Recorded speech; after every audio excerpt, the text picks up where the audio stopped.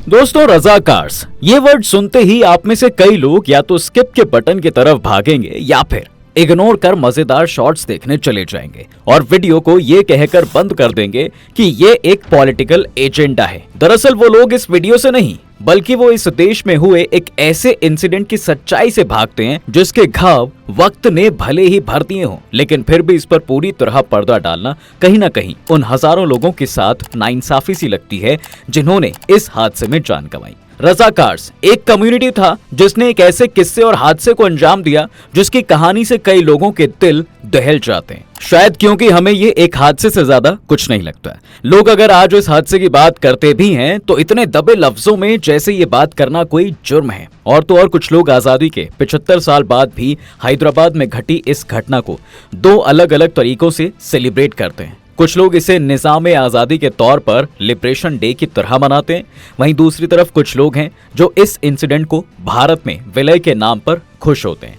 लेकिन कोई इसके बारे में बात करने से क्यों डरता है? आखिर हैदराबाद में रज़ाकारों की मदद से जो किया वो कितना गलत था? और आप लोगों को भी इस वीडियो में कमेंट बॉक्स में इस बात पर कमेंट करके अपनी राय जरूर देनी चाहिए। अब देखिए, रज़ाकार नाम से एक मूवी आने वाले मार्च में रिलीज होने वाली है, जिसके बाद एक बार फिर सब हैदराबाद में हुए इंसिडेंट के बारे में इंटरेस्ट ले रहे हैं। अब देखिए, इस देश ने जो सहा, चाहे फिर वो 200 साल अंग्रेजों के अत्याचार की बात हो या फिर जब ये देश दो टुकड़ों में बटा, उस समय तक ये देश पूरी तरह बिखरा हुआ था और खुद को समेटने की कोशिश कर रहा था। लेकिन फिर हैदराबाद में हुए एक हादसे ने भारत को फिर नुकसान पहुंचाया। लेकिन सरदार वल्लभ भाई पटेल की समझदारी से इस मुश्किल घड़ी को भी सुलझा लिया गया। ये बात तो हम सब जानते हैं कि जब भारत आजाद हो रहा था तो उस समय पूरा भारत देसी रियासतों में बटा हुआ था और इसी में से एक थी हैदराबाद की निजामी रियासत। अब भला हम इसे निजामी क्यों कह रहे हैं, चलिए थोड़ा इसके बारे में भी बताते हैं। तो बात तब की है जब भारत आजाद हुआ। उस वक्त ये देश 562 रियासतों में बटा हुआ था। 559 रियासतों को तो भारत में मिला लिया गया था, लेकिन कश्मीर, जूनागढ़ और हैदराबाद अभी भी इंडिपेंडेंट थे। इसके बाद जैसे तैसे कश्मीर और जूनागढ़ तो भारत में शामिल हो गए, लेकिन इसके बाद जो परेशानी बनकर अब भी सामने खड़ा था वो था हैदराबाद।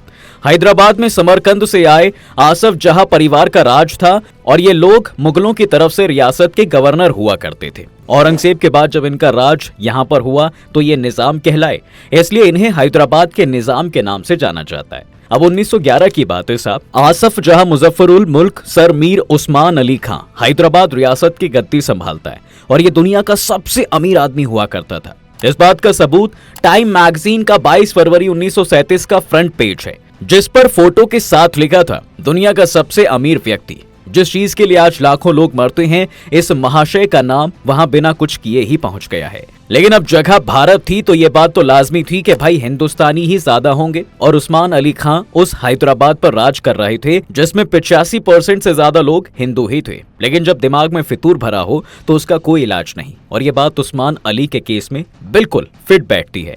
दरअसल निजाम उस्मान अली चाहते थे कि उनका एक अलग मुल्क हो और इसके लिए उनके कई सपने भी थे। इस सपने को सच बनाए रखने के लिए उन्होंने अपनी आर्मी से अलग एक और आर्मी बना रखी थी और यही वो आर्मी थी जिसे रज़ाकार कहा जाता था। रज़ाकार यानी मिलिशिया, यानी आम लोगों की सेना, और इस सेना को एक मकसद से तैयार किया गया था जो जरूरत पड़ने पर हथियार उठा सके। और मूल रूप से इस सेना में भर्ती लोग अरब और पठान थे।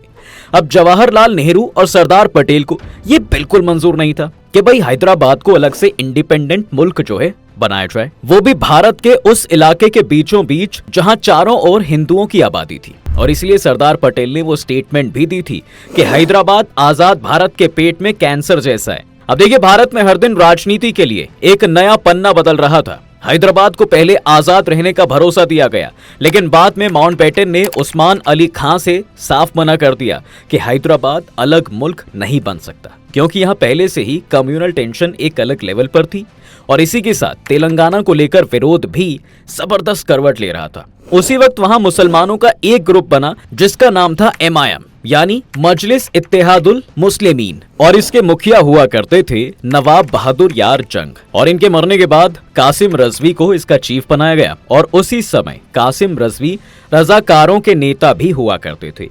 अब इन लोगों का सिर्फ और सिर्फ एक ही मोटिव था कि हैदराबाद को पूरी तरह इस्लामिक राज्य बनाना।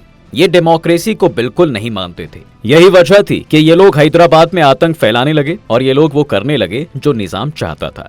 11 जुलाई 1947 को वाइसरायज निजाम की तरफ से एक रिप्रेजेंटेटिव ग्रुप दिल्ली पहुंचा ताकि हैदराबाद को एक आजाद मुल्क यानी इंडिपेंडेंट कंट्री घोषित किया जा सके। अब आप सोचिए कि देश के अंदर रहकर देश के ही लोगों को दुश्मन मानकर यहाँ की निजाम किस फिराक में थे। अब इस बारे में जॉन ज़ुब्रज़िकी अपनी किताब द लास्ट निजाम में लिखते हैं कि दिल्ली गए ग्रुप ने निजाम की अप्रूवल से ये प्रपोजल रखा कि भारत से एक समझौता किया जाए जिसके अकॉर्डिंग फॉरेन अफेयर्स, डिफेंस और कम्युनिकेशन की जिम्मेदारी भारत सरकार की हो। लेकिन बातचीत अटक गई क्योंकि भारत ने इसके लिए हैदराबाद को भारत में मिलाने की ठान ली थी। लेकिन फिर इसके बाद तेजी से हैदराबाद की रियासत बदली क्योंकि निजाम ने वर्बली इस बात पर मंजूरी दे दी थी और कहा था कि 28 अक्टूबर 1947 को वो दस्तखत कर देंगे। मगर इस फैसले से निजाम का करीबी रजाकारों का लीडर कासिम रजवी बहुत भड़क गया। उसने रात में ही मॉनिकटन, सर सुल्तान अहमद और नवाब छतारी के घर का घेराव रजाकारों से करवा दिया और कहा, अगर सुबह निजाम ने समझौते पर सिग्नेचर किए तो तुम्हारे घर जला दिए जाएंगे। के.एम. मुंशी ने अपनी किताब the end of an era में लिखा है, कासिम रिजवी का कहना था कि कागज पर कलम से लिखी इबारत से बेहतर है कि हाथ में तलवार लेकर मरा जाए। उसने निजाम से कहा कि अगर आप हमारे साथ रहे तो बंगाल की खाड़ी की लहरें निजाम के कदमों को चूमेंगी। और उसने रजाकारों को भड़काते हुए कहा कि हम महमूद गजनवी की नस्ल से हैं और अगर हमने तय कर लिया तो हम लाल किले पर आसफ जाही का झंडा फहरा देंगे। कासिम रिजवी बेहद कट्टर हो चुका था। वो अपने भाषणों में खुलकर भारत को कोसता। उसके हुक्म के मुताबिक रज़ाकार हिंदुओं पर दिन रात जुल्म ढाने लगे। हैदराबाद की किस्मत का यही वो टर्निंग पॉइंट था जब हैदराबाद ऐसी राह पर चल पड़ा था जहां सिर्फ बर्बादी थी और कुछ नहीं। अब अगर आप ऐसा सोच रहे हैं कि मुख्य तौर पर हिंदू ही उनके टारगेट थे तो ऐसा बिल्कुल नहीं था, क्योंकि वो हैदराबाद को आजाद मुल्क बनाने के लिए किसी भी हद तक जाने को तैयार थे और उन्होंने हर एक इंसान को परेशान किया जो भी उनके खिलाफ था। अब चाहे वो कम्युनिस्ट हो या फिर मुसलमान, सब पर रजाकारों की गंदगी को झेलना पड़ा। इतिहास के पन्नों में यह बात दर्ज है कि महिलाओं को गलत तरीके से निशाना बनाया गया, उन्हें लूटा गया, उनके साथ वो सब किया गया जिसके बारे में हमें कहने में भी होंठ कांपते हैं। और फिर 27 अगस्त 1948 को एक खौफनाक घटना हुई जिसे भैरनपल्ली नरसंहार के नाम से जाना गया। पुख्ता सबूत नहीं मिलते मगर कई जगह ये जरूर मिलता है कि 96 हिंदू मारे गए। मारने वाले रजाकार थे, सबको एक जगह खड़ा करके गोली मारी गई, महिलाओं के साथ रेप किया गया। अब रजाकार पर जो फिल्म बनी है उसमें रजाकारों ने जिस तरह की क्रूअल्टी दिखाई है उसे ही दिखाया गया है। टीजर दिखाता है कि कैसे हिंदू लोगों के जनेऊ को तोड़कर फेंका गया, पुजारी के पूजा के लोटे में थूका गया, महिलाएं रो रही हैं, उनके मर्दों को पानी के कुएं में फेंका जा रहा है, अल्लाहू अकबर के नारे लगाए जा रहे हैं, जबकि रजाकार एक सेना थी। अब देखिए, ये तो मूवी देखकर ही पता लगेगा कि उसमें कितनी सच्चाई दिखाई गई है। मगर कहानी यही खत्म नहीं होती साहब। दरअसल इतिहास आगे बढ़ता है। नेहरू और सरदार पटेल मौके की तलाश में थे कि आखिर कैसे हैदराबाद को जो है भारत के साथ मिलाया जाए, और वो मौका निजाम उस्मान अली खां की अनसुनी करके रजाकारों ने ही दे दिया। रजाकार समुदाय को बस एक ही बात दिमाग में भर दी गई थी कि भारत से जंग करनी है। भारत सरकार के पास रिपोर्ट्स भेजी गई जिसमें दावा था कि रजाकार बहुत ताकतवर हैं और उनके पास अत्याधुनिक हथियार हैं, हवाई शक्ति है और बख्तरबंद गाड़ियां भी हैं, और ये हथियार पाकिस्तान से ही आए थे। हैदराबाद से दंगों की खबरें आने लगी थी।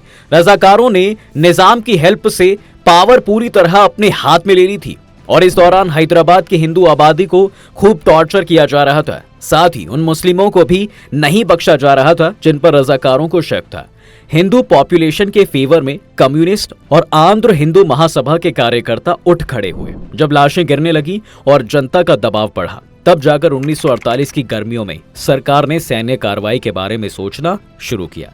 अब सितंबर 1948 में भारतीय सेना ने कमान संभाली, लेकिन इसे हैदराबाद पुलिस एक्शन कहा गया। हैदराबाद पर होने जा रहे आर्मी एक्शन को ऑपरेशन पोलो का नाम दिया गया, क्योंकि उस समय हैदराबाद में दुनिया के सबसे ज्यादा पोलो के मैदान हुआ करते थे।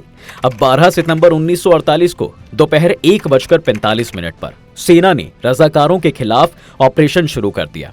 कुल 5 तरफ से अटैक को प्लान किया गया। पोलो एयर टास्क फोर्स भी बनाई गई थी ताकि किसी तरह के हवाई हमले को तुरंत जवाब दिया जा सके। इस ऑपरेशन को एग्जीक्यूट करने के बाद एक बात तो पता चल गई कि भाई निजाम और रजाकार बिल्कुल खोखले थे, क्योंकि वो सिर्फ बेकसूर लोगों के सामने ही शेर बनकर दहाड़ रहे थे। क्योंकि जैसे ही आर्मी ने उन पर अटैक किया, उनकी तो सांसें ही फूल गई। रजाकारों को केवल अत्याचार करना आता था, वे निहत्थे आम लोगों से लूटपाट कर सकते थे। आर्मी से लड़कर जीतना उनके बस का नहीं था। ना तो उनके पास हथियार थे और ना लोग। यहां तक कि निजाम की कोई एयरफोर्स भी नहीं थी और बख्तरबंद गाड़ियां इस लायक नहीं थी कि इस्तेमाल में लाई जा सकें। अब कुछ ही वक्त में सब रजाकार ये लड़ाई हार गए, और हारते भी क्यों ना।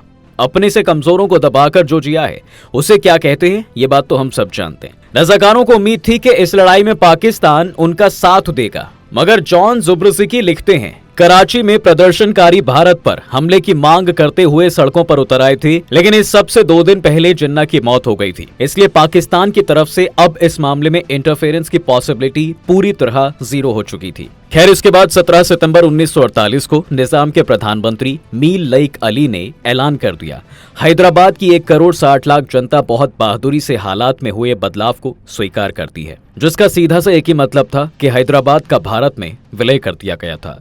5 दिनों तक चली इस कार्रवाई में 1373 रजाकार मारे गए। हैदराबाद स्टेट के 807 जवान भी मारे गए। भारतीय सेना ने इस अभियान में अपने 66 जवान खोए, जबकि 97 जख्मी हुए, लेकिन रजाकारों का अस्तित्व पूरी तरह खत्म हो चुका था।